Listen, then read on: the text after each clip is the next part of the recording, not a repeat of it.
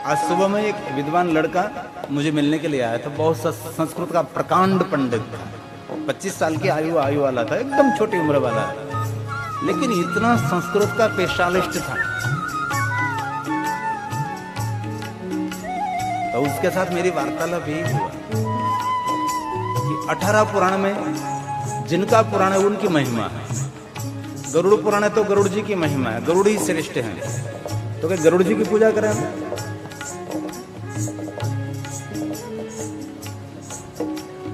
गणेश पुराण में गणेश जी की महिमा हुई प्रधान है, तो हम गणेश जी के अकेले की पूजा करें। स्कंद पुराण में स्कंद की महिमा है, तो उसकी एक की पूजा करें। स्कंद तो भगवान शिव का पुत्र है जो कार्तिक है, मुरगड़। इसलिए ऐसा कभी नहीं समझना चाहिए कि जिन पुराण में जिन देवताओं की महिमा है वही प्रधान है। 18 पुराणों में शिव है। इसलिए मैंने उसको काम सौंप दिया कि मुझे शिव मत को स्थापित करना है कि दुनिया में शिव ही श्रेष्ठ है, जो कुछ है शिव है। किसी को पूछो शिव तत्व क्या है तो कि पूरा जो कुछ दिखाई दे रहा वही शिव है, और कोई भगवान का नाम नहीं दे सकते, शिव का ही नाम देना पड़ेगा ना। जहां तत्व की बात आती है वहां शिव का ही नाम देना पड़ेगा, जो निरंजन निराकार है। इसलिए हमारी परंपरा शिव है, हमारे सबके सर्जन शिव है, हमारा सबका प्रारंभ शिव है, हमारा जन्म भी शिव है, हमारा जीवन भी शिव है, और हमारी मृत्यु भी शिव है, और मृत्यु के बाद की जो यात्रा है वो भी शिव है। इसलिए शिव के बिना कुछ भी नहीं है। इसलिए बहुत दिल से कहता हूँ, कोई भी विचारधारा के साथ आप जुड़े हैं,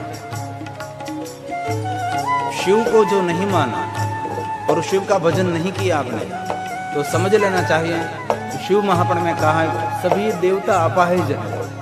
विश्व के सभी देवता अपाहिज। अपाहिज मतलब उनकी पूजा का फल वो कभी नहीं दे सकता। श्लोक के साथ मेरे पास प्रमाण है। कोई भी देव, कोई भी देवी, उसकी साधना, उसकी उपासना, उसकी पूजा का फल स्वयं देव नहीं दे सकता। देवताओं की पूजा का फल, देवियों की पूजा का फल शिव उपासना करने से, शिव की साधना, शिवार्चन करने से मिलता है। सभी देवता अपाहिज माना जाता है। और दूसरी बात, विश्व के सभी देवताओं को शिव महापुराण में जीवत्व कहा है। एक शिव जी को ब्रह्मत्व कहा है। ब्रह्मत्व होने से उनके निराकार स्वरूप में हम पूजा करते हैं। आप कभी सोचिए, हमारे लिए राम वंदनीय, राम श्रेष्ठ हैं, राम हमारे लिए ब्रह्म है, राम हमारे लिए भगवान है, ईश्वर है।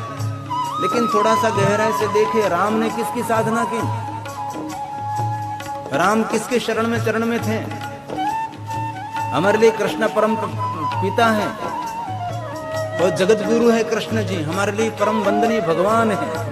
लेकिन सोचे गहराई से, कृष्ण ने भगवान किसकी साधना की? कृष्ण जी ने। भगवान कृष्ण किसके चरण में गए हैं? ये तो जरा सोचें। तो वहां जाना है हम सबको। हम सब मूल तक जाना चाहते हैं। जरूर डाली की शोभा है, लेकिन डाली का स्थान तो मूल है ना। शिव हमारा मूल है। जगत का रचयिता, जगत का कर्ता हरता भगवान शिव है। ये एक शिव महापुराण कथा के माध्यम से मैं समझाना चाहता हूँ। आज सुबह मुझे सोचित्रा सजी मार्जिन के वहां मेरे निवास स्थान बात करते थे बापू। कोई लोग ऐसे होते हैं, हम कहते हैं ना उसको ओम नमः शिवाय, तो ओम नमः शिवाय वो बोलता ही नहीं। उसके संप्रदाय में जो वही बोलेगा। मैं तो कोई बात नहीं, उसकी मर्जी। लेकिन आपने तो ओम नमः शिवाय सुना दिया। देखो, ओम नमः शिवाय की महिमा है, बोलता है उसका भी मंगल होगा। ओम नमः शिवाय सुनता है उसका परम मंगल हो जाएगा। लेकिन हम बोलते रहे, वो बोले ना बोले उसके मुबारक, बोले उनका तो मंगल, लेकिन सुनता उसका तो परम मंगल होता है। इसलिए हम बोलते रहेंगे। उसके दिमाग में बोलकर आपने बीज तो लगा दिया कि ओम नमः शिवाय मंत्र हम बोल रहे हैं। इसलिए हमारे सबके सर्जक, हमारा सबका जीवन, हमारे सबके श्वास ये शिव है।